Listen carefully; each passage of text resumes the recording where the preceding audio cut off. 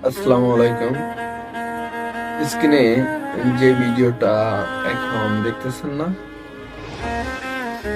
একটা ছেলে রিক্সা চালাচ্ছে। তো যদিও ভিডিওটা এআই দিয়ে মেক করা, তো পরিবারের দায়িত্ব কি জিনিস এই ভিডিওতে তুলে ধরার চেষ্টা করলাম।